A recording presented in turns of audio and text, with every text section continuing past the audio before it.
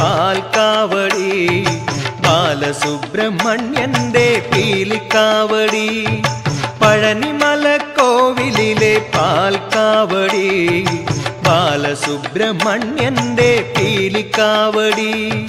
Vel Muruga Sree Muruka, Vel Muruga ഹരോഹര, Sree Muruka ഹരോഹര, Arumukha ഹരോഹര, ആദിരൂപ ഹരോഹര. Palanimala